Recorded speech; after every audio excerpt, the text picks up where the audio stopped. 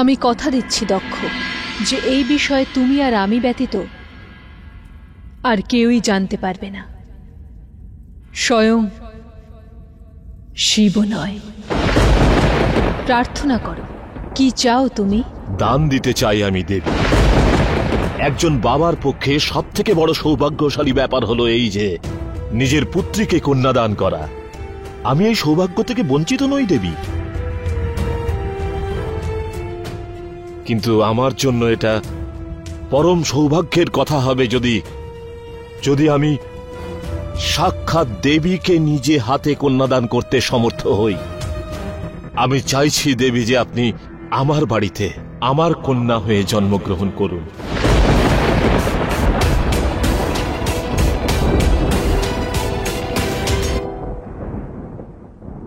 জানতাম দেবতাদের সংকটে দেখে আপনি আসবেন শিব। আপনার শক্তি নিয়ে আপনার খুব অহংকার, তাই না? কিন্তু আমার কথাও স্মরণ রাখবেন, পরের বার আমি যখন দেবতাদের সাথে যুদ্ধ করতে আসব তখন স্বর্গলোকে আমার আর আমার অসুর ভাইদের আধিপত্য চলবে। আর তখন এই সিংহাসনে দৈত্য মাতা দিতি বিরাজ করবেন। এই সমস্ত দেবতা তো তুচ্ছ, আপনিও আমাকে আটকাতে পারবেন না শিব। তথাস্তু। কিন্তু স্মরণ রেখো দক্ষ, প্রত্যেক বরদানের সঙ্গে নিয়মও যুক্ত থাকে, আর তুমি সেই নিয়ম থেকে মুক্ত নাও। কিন্তু যেই সময় আমাকে তুমি রুষ্ট করবে অথবা আমার অপমান করবে, ওই সময় আমি তোমায় ত্যাগ করে যাব।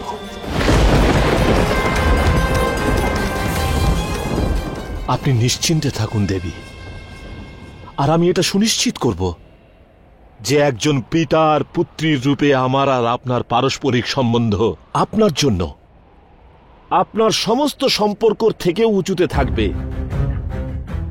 আর সর্বপ্রিয় থাকবে।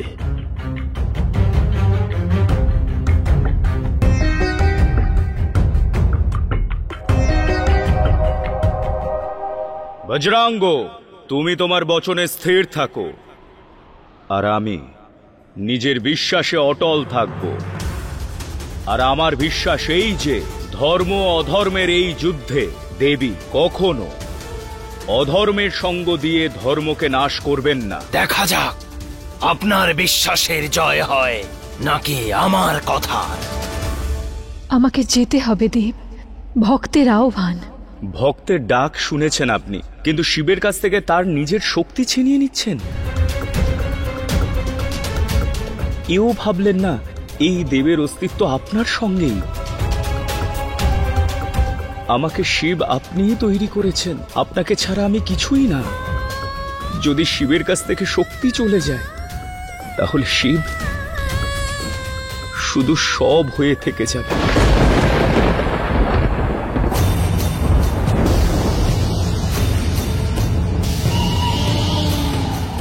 উৎসব করো আমার পুত্র, আনন্দ করো, কারণ আজ আমি তোমাদের আর স্বর্গের মাঝে সমস্ত প্রতিবন্ধকতাকে দূর করে দিয়েছি।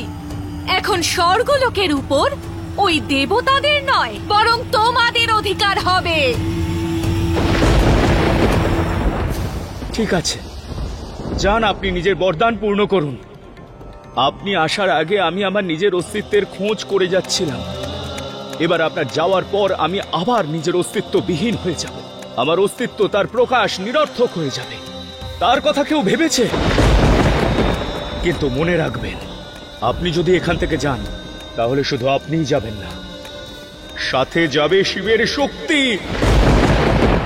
দৈত্য মাতা দিতির অসুর পুত্রগণ, কালকে সূর্যোদয় হলেই স্বর্গলোকে দেবতাদের নয়, বরং তোমাদের আধিপত্য হবে। আর আজ রাতই আমরা এই পাতাল লোক ছেড়ে স্বর্গলোকের দিকে যাত্রা করব। দৈত্য মাতা দিতির জয়! দৈত্য মাতা দিতির জয়!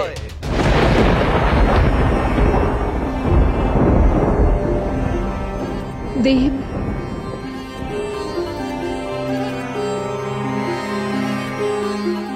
শিবের এই ক্রোধ শক্তির জন্য আপনার অনন্ত প্রেমেরই প্রতীক।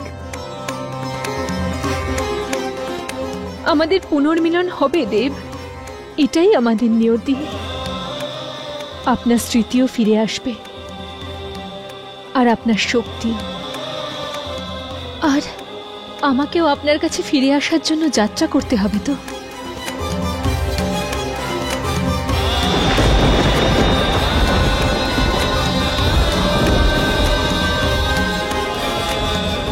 এই দেখুন দেব,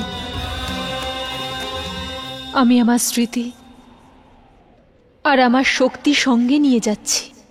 আপনার অশ্রু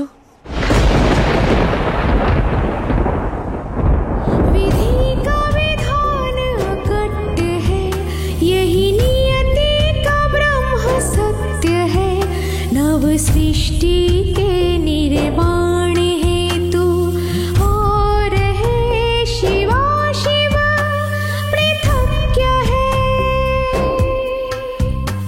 विधि का विधान अकट्ट है, यही नियति का ब्रह्म सत्य है।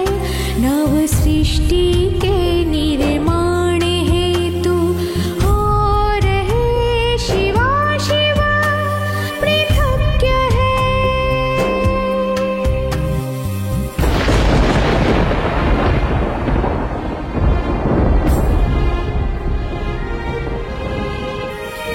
नाद में स्वर है निहित, स्वर में समाहित राग है।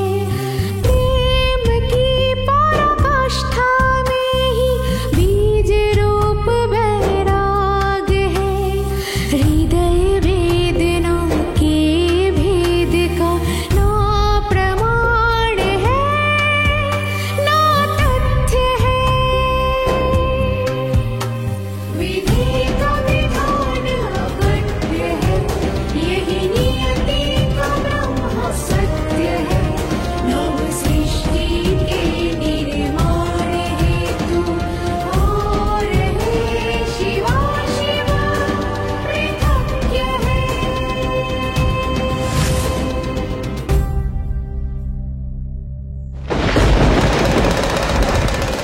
শক্তি চলে যাবার ফলে সকল দেবতাগণ শক্তিহীন হয়ে পড়ল। একদিকে সংসারের সংহারক শিব স্বয়ং সংসারের সকল কিছু থেকে উদাসীন হয়ে বৈরাগ্য ধারণ করেছেন, আর অপরদিকে সৃষ্টির রচয়িতা দেবীর স্বয়ং একথা স্মরণে থাকবে না যে উনি দেবী। আমরা আমাদের পুত্রীর কি নাম রাখবো আর্য? দেবীর কৃপার সামনে সংসারে আর কিচ্ছু নেই। উনি হলেন দেবী, যিনি সত্য। দেবী খুব সুন্দর, দেবী খুব উজ্জ্বল। আমি আমাদের পুত্রীর নাম সতী রাখব, কেননা আমাদের পুত্রীও তো দেবীর সমানই সুন্দর, তাই না?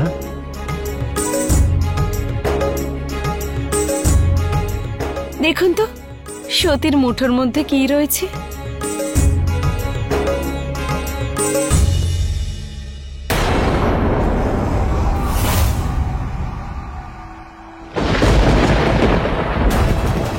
এই দেখুন দেব, আমি আমার স্মৃতি আর আমার শক্তি সঙ্গে নিয়ে যাচ্ছি। আপনার অশ্রু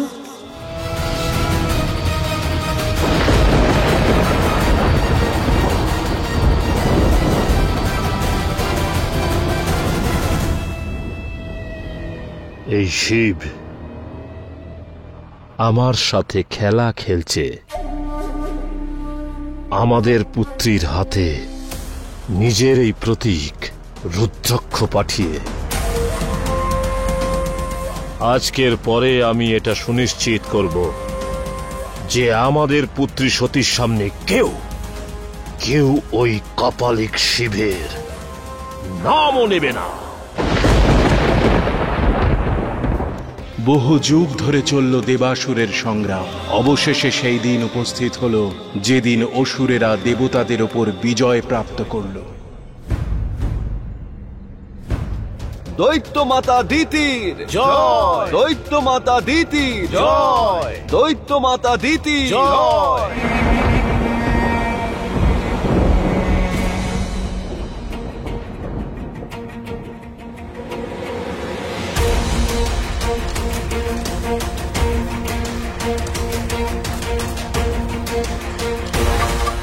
আপনাকে স্বাগত জানাই মাতা। শুভ সময়ে উপস্থিত হয়েছেন আপনি।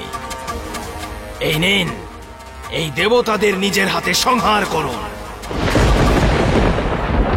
না পুত্র বজরং, মৃত্যুদণ্ড তো এদের জন্য খুব কম শাস্তি হয়ে যাবে। আমি তো এটাই নিশ্চিত করতে চাইব যাতে ওদের এই পরাজয় চিরস্মরণীয় হয়ে থাকে।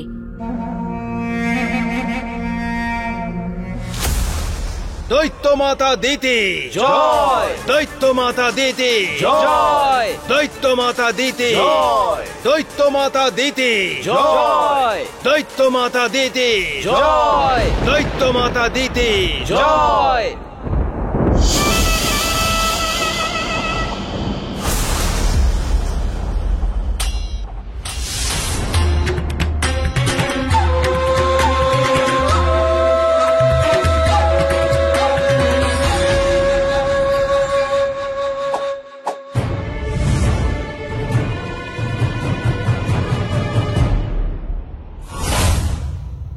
আমি দেবীকে দেওয়া কথা আজ রাখতে পেরেছি।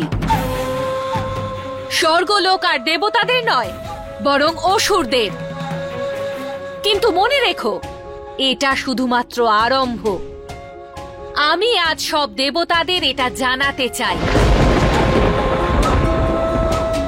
তোমরা দেবতারা আর আমায় আটকাতে পারবে না, কারণ এখন আমি শীঘ্রই ব্রহ্মলোক, বৈকুণ্ঠ আর কৈলাসেও আধিপত্য বিস্তার করব, আর দেখব শিব আর শক্তি যেন এক না হতে পারে।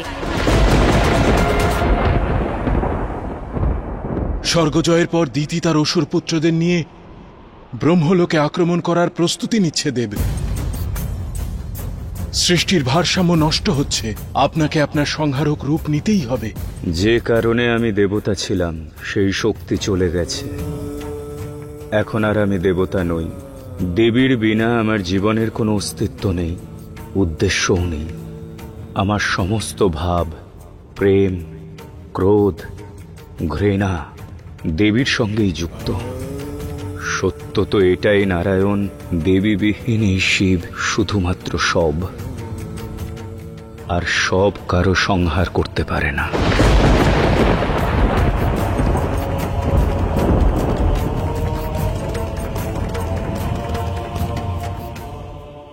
প্রভু, এবার আমরা এই অসুরদের কিভাবে আটকাবো? আমাদের যে কোনো প্রকারে শিব শক্তির মিলন ঘটাতে হবে, তাহলেই সব পুনরায় শিব হবে।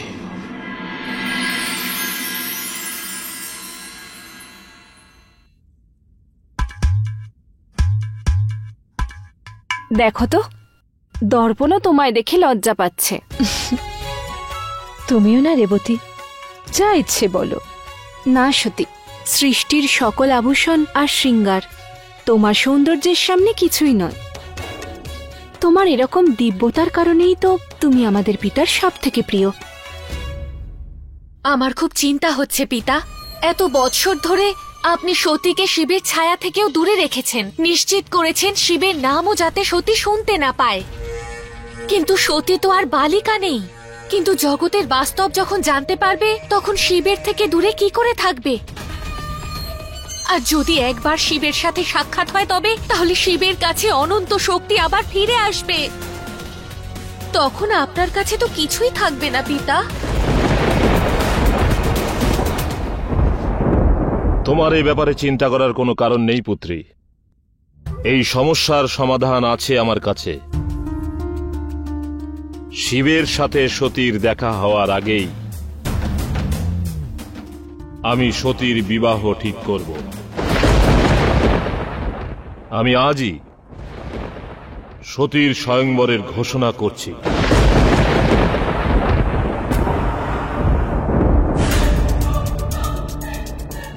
আপনাকে আমার পক্ষ থেকে অনেক শুভকামনা নারায়ণ।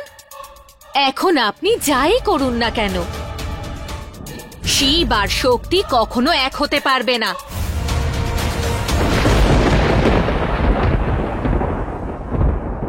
আমরা এই কৈলাসে কি করছি?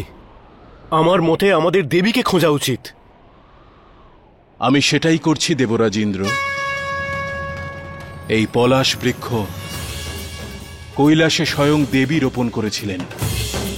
এই বৃক্ষ হল শিব আর শক্তির পুনর্মিলনের প্রতীক, ওনাদের একতা আর অখণ্ডতার প্রতীক।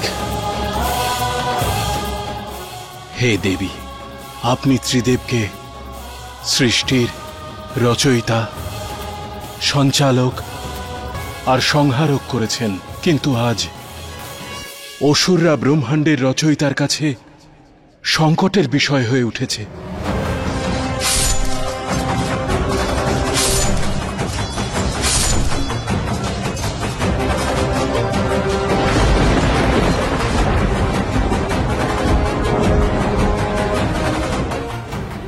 দেবী, আপনার সুরক্ষিত থাকাটা অনিবার্য। আপনাকে আমার পরামর্শ এই যে আপনি বৈকুণ্ঠে চলে যান।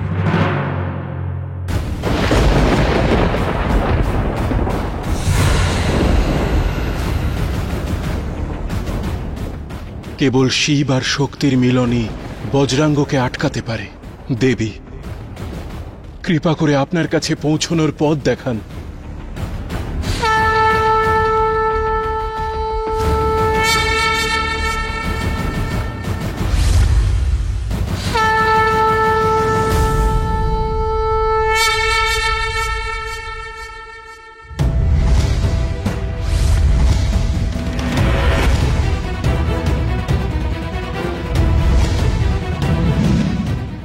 দেবী আছেন কোথায়? আমি হয়তো সেটা বুঝতে পেরেছি, তবে আমার অনুমানের সত্যতা যাচাই করতে হবে, যাতে কারো কোনো সন্দেহ না থাকে।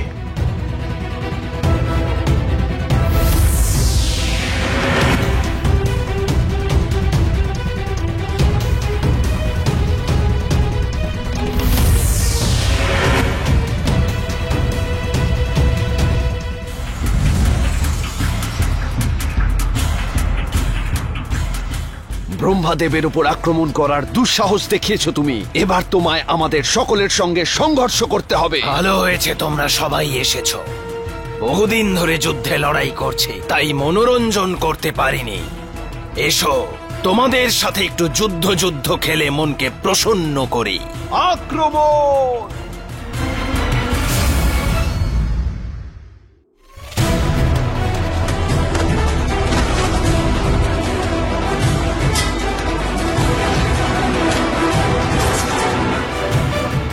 সাবধান বজরঙ্গ!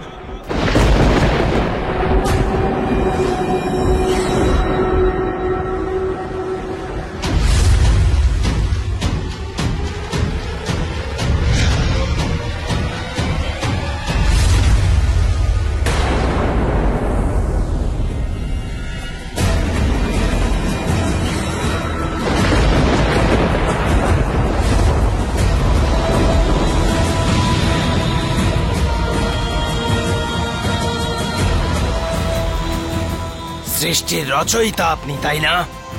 তাহলে তো আপনি নিশ্চয়ই জানেন যে আমার দ্বারা উৎপন্ন হওয়া লাভা কি করতে পারে। দৈত্য মাতা দিতি তার পূর্ণ তপবলের দ্বারা এভাবে আমায় সৃষ্টি করেছেন। এবার তোমার কাছে দুটো বিকল্প আছে, হয় ব্রহ্মলোক আমাকে দিয়ে আত্মসমর্পণ করো, কিংবা দেবতাদের নিশ্চিহ্ন হওয়ার সাক্ষী হও।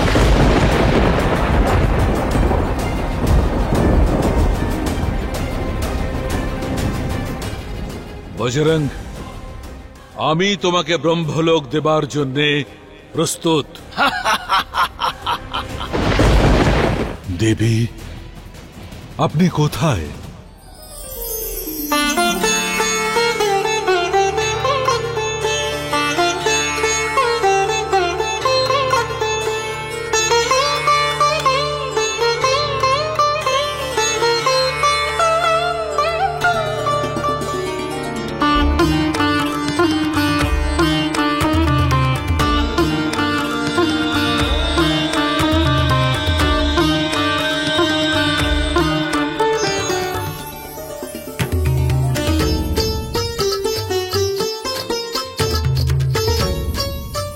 আমার পথ প্রদর্শনের জন্য অনেক অনেক ধন্যবাদ দেবী। এবার এমন পথ রচনা করব যা শিবকে সতীর কাছে পৌঁছে দেবে।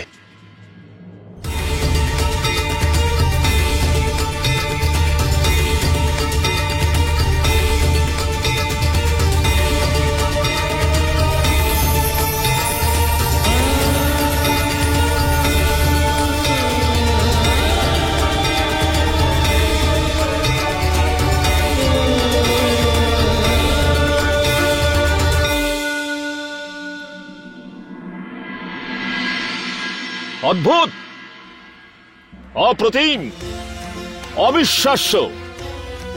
সত্যি সত্যি তুমি অদ্ভুত, অদ্ভুত।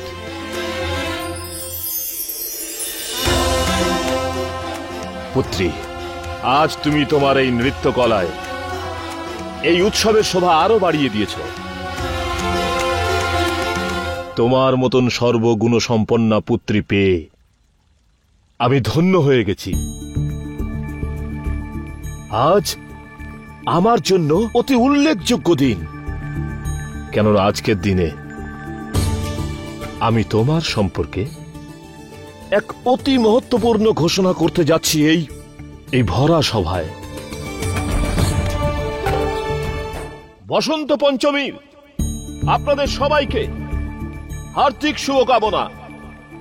বসন্ত পঞ্চমীর এই শুভ মুহূর্তে আমি প্রজাপতি দক্ষ নিজের পুত্রী সতীর স্বয়ম্বরের ঘোষণা করতে চলেছি।